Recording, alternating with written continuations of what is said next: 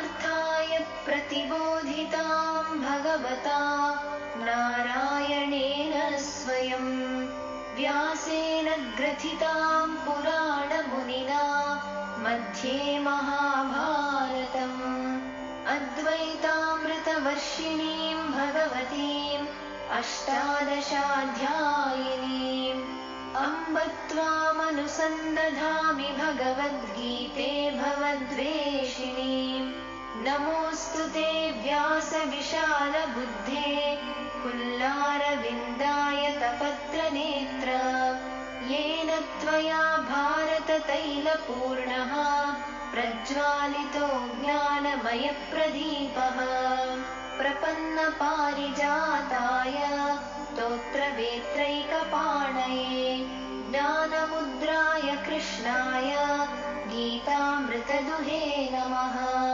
सर्वोपनिषदो गावो दोग्धा गोपालनन्दनः पार्थो वत्सः सुधीर्भोक्ता दुग्धं गीतामृतं महत् वसुदेवसुतं देवं कंसचाणूरमर्दनं देवकी परमानन्दं कृष्णं वन्दे जगद्गुरुं तं ब्रह्मा वरुणेन्द्ररुद्रमरुतः स्तुन्वन्ति दिव्यैस्तवैः वेदैः साङ्गपदक्रमोपनिषदैः गायन्ति यं सामगाः ध्यानावस्थिततद्गतेन मनसा पश्यन्ति यं योगिनो यस्यान्तन्न विदुः सुरासुरगणाः देवाय तस्मै नमः।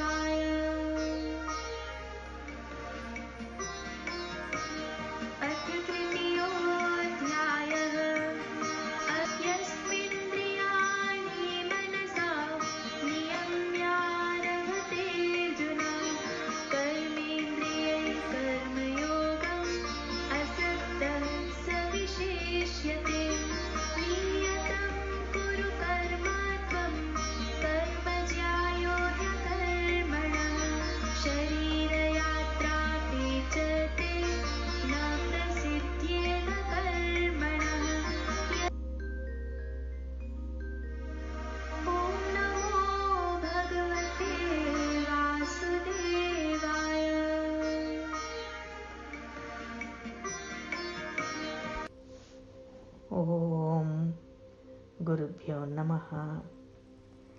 We continue with chapter 3, the Karma Yoga, verse number 8, and this is the essence of Maharishi's translation and commentary. Niyatam kuru karmatvam karmajaya hi akarmanaha Sharira yatra apichatena prasiddhyet akarmanaha. Here is the English translation. Do your allotted duty. Action is indeed superior to inaction. Even the survival of your body would not be possible without action. I repeat again. Do your allotted duty. Action is indeed superior to inaction. Even the survival of your body would not be possible without action. This is a very important verse, and so I thought today we will just go over this one verse. Let's take a moment and review the verse number 7 where we left off. But he who, controlling the senses by the mind, without attachment, engages the organs of action in the yoga of action, he excels, O Arjuna. And here Bhagavan says that in the Karma Yoga or the Yoga of Action, the performance of action with a skill does not allow the senses of perception to register deep impressions of experience.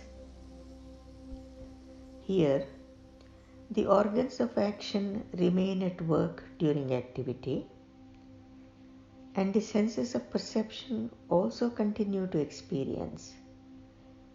But then the manner of their activity is such that even while experiencing fully, they do not register deep impressions of experience. And this is how, with this Karma Yoga, one is able to act without attachment. Now coming back to verse number 8, Bhagavan is saying, do your allotted duty. And he is saying action is indeed superior to inaction.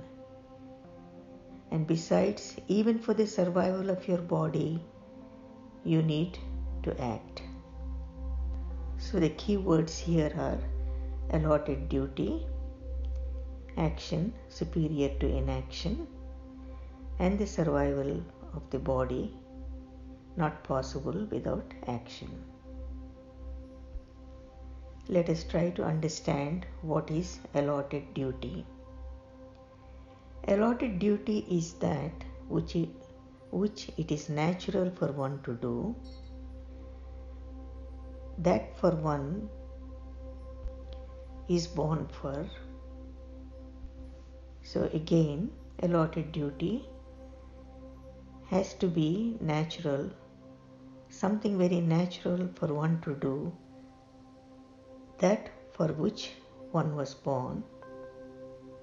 And this is natural action in accordance with the laws of nature or dharma. Again, action according to one's own dharma, an action which is in line with the natural stream of evolution. And this action, which is an innocent link between self-consciousness and cosmic consciousness. And again, this action which serves as a way to achieve God consciousness, the fulfillment of life. Let us go over this again. This allotted duty has to be natural for somebody to act. It should be in accordance with the dharma, and it should be in accord with the natural stream of evolution, and it should be a link between self-consciousness and cosmic consciousness, and it should serve as a way to achieve God consciousness, the fulfillment of life. The important aspect of natural duty is that it is imperative for a man to act, to perform his natural duty. Now, if he doesn't perform his allotted duty, then what will he do? He will be engaged in actions which lie outside the path of his own evolution. This then will not support the natural evolution. This allotted duty comprises all actions which enable a man to survive and to evolve. The rightness of such actions lies in this, that in performing them, a man feels no strain. They are not a burden in life. In one stroke, they maintain life and lead to evolution. So again, this allotted duty should enable a man to survive and to evolve, and there should not be strain. It should not be a burden in life, and it should be able to maintain life and lead to evolution in one stroke.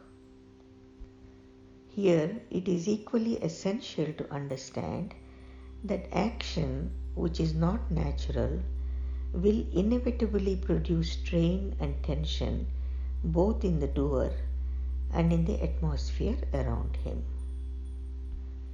If the process of action is strained, then it interferes with the harmony between the doer and his work, the subject and the object. And what happens then? This in turn hinders the infusion of the divine nature into the field of activity. And then there is resistance created to the development of cosmic consciousness. And this is why Bhagavan particularly mentions allotted duty. This is important to understand, so let us go over this again. So if one is involved in unnatural activity, that means which is opposed to his allotted activity, then there is strain and tension produced between the doer and also in the atmosphere around him. Then this creates disharmony between the doer and his work. So there is disharmony between the subject and the object. Further, it hinders the influence of the divine nature into the field of activity. And very importantly for a seeker, this creates resistance to the development of cosmic consciousness. Now the question arises as to what is one's allotted duty. In those parts of the world where natural divisions of society still exist, a man's duty is apparent by virtue of his birth in a particular family. And this is in reference to the Varnashram. Here the four Varnas are the Kshatriyas, the Brahmins, the Vaisyas and the Sudras. Now we see that Arjuna is born in a Kshatriya family, and it is very natural for him to fight in a battle. But in the world today, it seems hard to discover one's allotted duty, because there has been much mixture of traditions and mixed civilizations, and lot of complexities have come in. So, if in the absence of any scriptural authority or tradition, a criteria of natural duty has to be found. Here one might say that you select the duty based on the common sense, and that the action which is necessary, this action has to be necessary, needed, and does not produce any undue tension or strain in the doer and his surroundings in his natural work. So when one selects the duty based on common sense, based on his common sense, there could be many flaws in this criteria based only on common sense.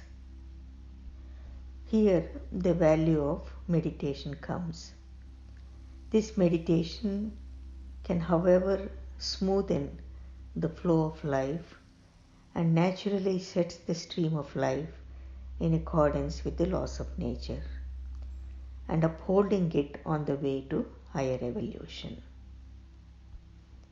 Therefore, in the absence of any other means to discover one's allotted duty, it would be wise to accept transcendental meditation as a means to direct one towards a natural way of life. Again, in the absence of any other means to discover one's allotted duty, it would be wise to accept transcendental meditation as a means to direct one towards a natural way of life. It may be recalled that when Bhagavan began to instruct Arjuna in the art of spontaneous right action, he advised him to come out of the field of relativity and take his stand in the field of the Absolute.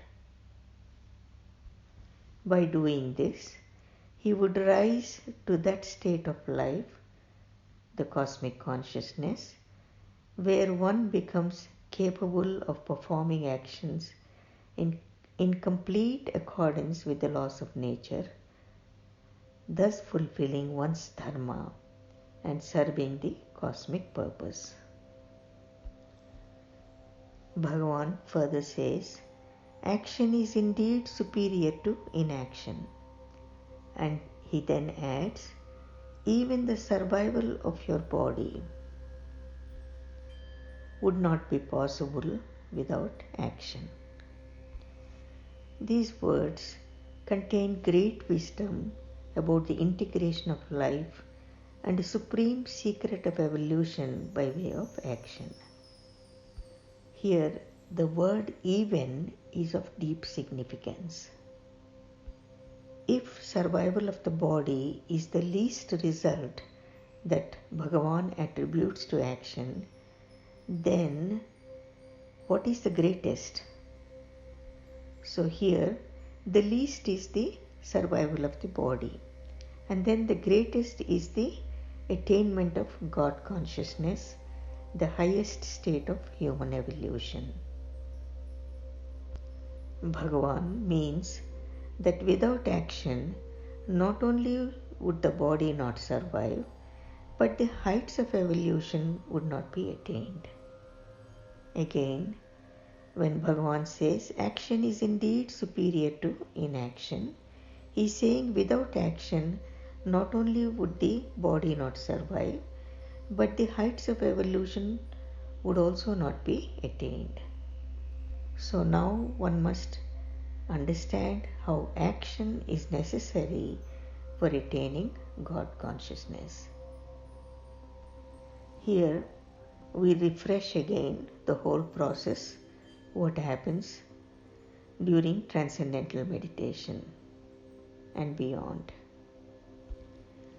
During transcendental meditation, the mind goes so deep within that it transcends the subtlest state of relativity. It attains the transcendental absolute state of being.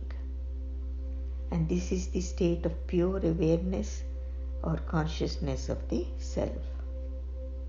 Now, when the mind, having been in that state, is subjected to action, the transcendental divine nature of the self is brought out to be lived in the field of relativity.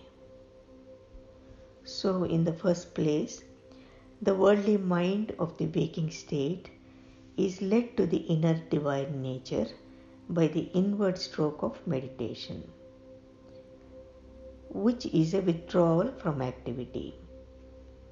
Then, by virtue of embracing activity through the outward stroke of meditation, the inner divine nature is brought out into the world. Here it is very important to note that Bhagavan is very careful to qualify the action. He is not saying do your duty, he is saying do your allotted duty, your natural duty. The natural duty for the maintenance of life and the attainment of its purpose. And here the most natural duty can be referred to meditation. Meditate. Meditate is your natural duty.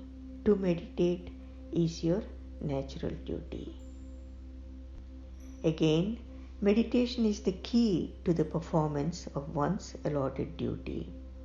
It is a direct way to make glorious every aspect of life, for it transforms a life of bondage in the world into the divine life of eternal freedom in cosmic consciousness, where one experiences the self as separate from activity. Here, the cosmic consciousness in turn develops into God consciousness through devotion.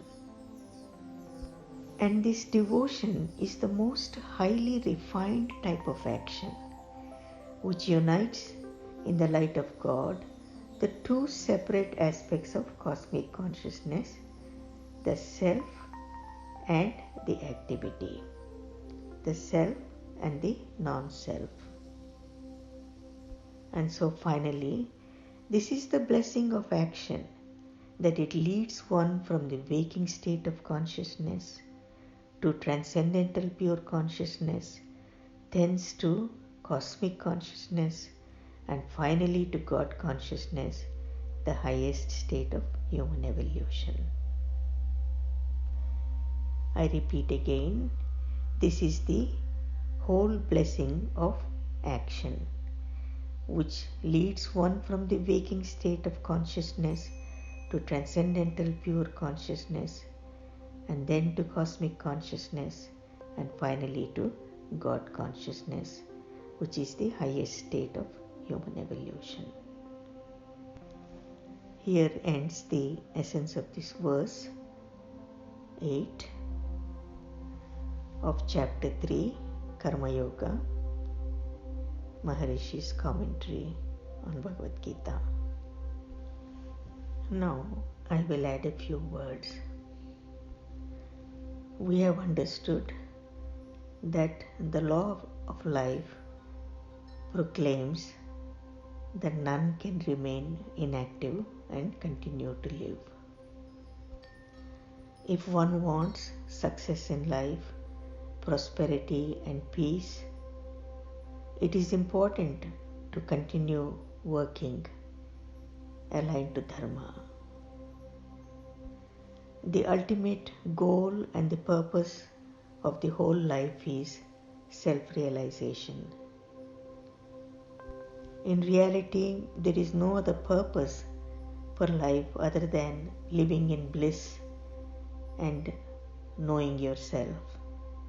So all the obligatory functions or activities are to maintain the body, they maintain the life and leading one to self-realization. And this is why in Gita it is said again and again not to be idle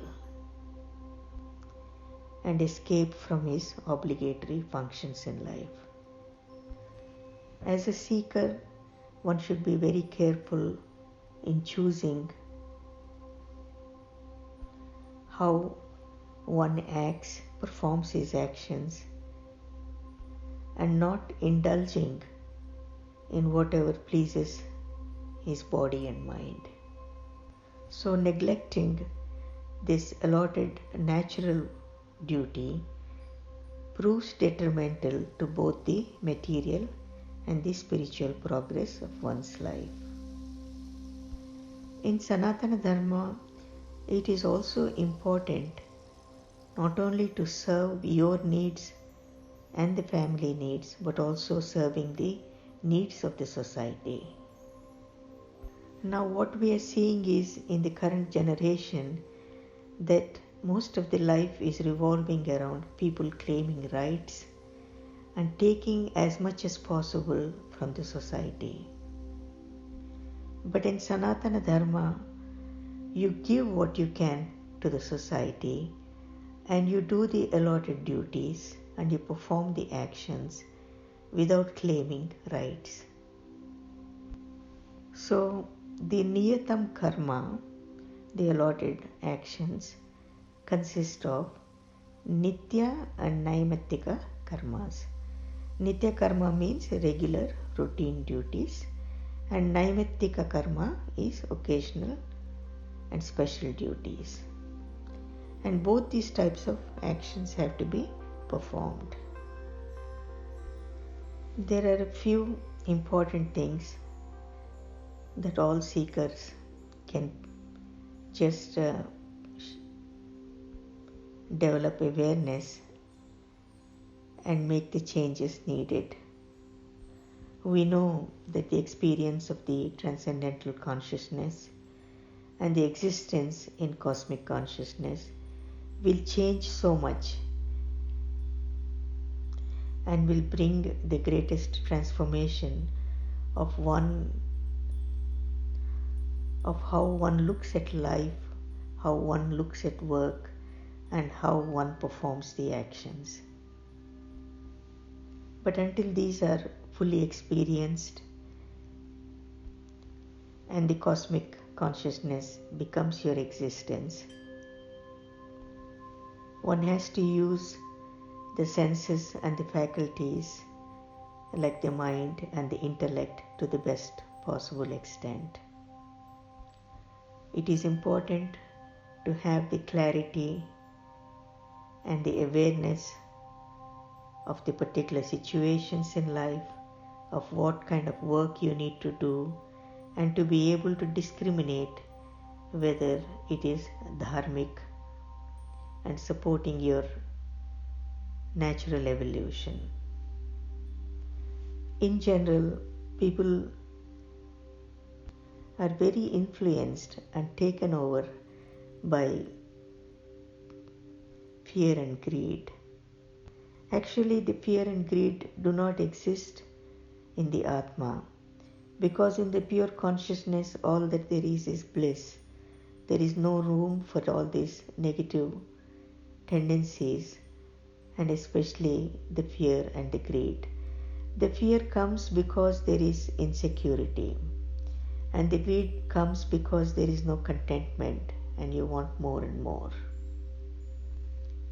So when one experiences the self, the unbounded self and the unlimited self, then naturally one will get over the insecurity and the feeling of this fear.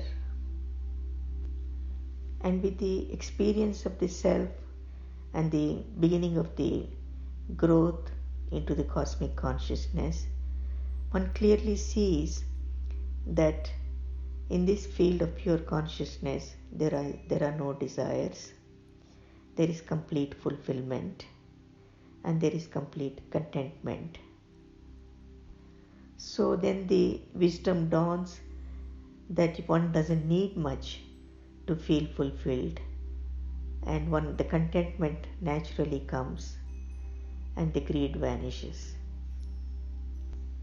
But in the meanwhile, one should be aware and then at least try to reduce these negative feelings and not to feed these continuously, the fear and the greed, not to feed them. Let the mind begin to transcend and look into other areas where there is more fulfillment and happiness. It is important for every seeker to feel responsible for everything that is happening in one's life. In reality, everything around is joyful for one who understands the purpose of this life, the higher purpose of this life, and also one who is leading a life of integrity and responsibility. So this responsibility is called Upayanam, and it is one of the very important Vedic principles to develop for every seeker. When this Upayanam or the responsibility becomes an important part of your actions and life, then one gains more confidence and better control in performing these actions. So this taking responsibility is not only for your actions and for your life, but you should also take responsibility for others' feelings, and also the expectations of the others, whether it is the family or the community. So when one takes up this total responsibility of you and the other, then the nature expresses through you, the cosmos expresses through you. You start gaining more and more natural support. This fear and greed, which have become strong motivators for all work, for all actions, they start vanishing. So in this context again, it is important to take full responsibility for what one wants to be and act without fear and greed, and do not worry about consequences. It is also important to not to doubt yourself and your actions. One of the pitfalls for all human beings is everyone wants to be successful, but also one deeply believes that they are not adequate, they are insufficient, and they could be a failure. So it is fundamentally important to understand that actions may be a failure. Some of the decisions or dimensions might be a failure, but you are not a failure because you are the self, you are the Atma, and you are complete in that. So this is why the regular transcendence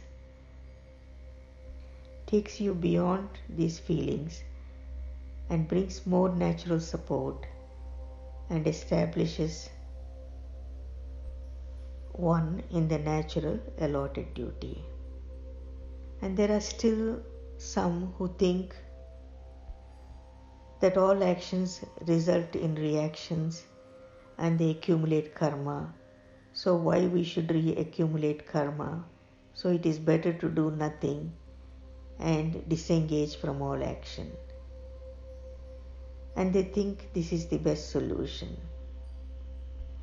And still there are others who blindly follow the money and the material rewards without any discrimination. So here in the Gita, Bhagavan says that there is a solution to everyday problems, and that is you have to do what is right with responsibility and without worrying about the results. Do not act for just rewards, although the rewards are important, and do not stop doing what you need to do because you are afraid of what might lie ahead. Further, if one is not fulfilling the everyday commitments, then so many negative things start happening, just like unwanted weeds coming up in the nice garden. So it is imperative for every seeker to understand that Karma Yoga really does not happen without responsible actions. Here you see so many people these days who are acting all day, but there is no feeling of responsibility and there is no inspiration with the work. So it is important for every seeker to feel inspired to act in a responsible way. We will continue on this very important topic of how to act in life and how to feel fulfilled. We know finally the fulfillment comes only with the establishment of the cosmic consciousness. But until then, how do we continue to work? And how the seeker can gain the most in terms of evolution and gaining the cosmic consciousness. But for now, I will end. Jai Gurudev, Loka Samasta Sukhino Bhavantu.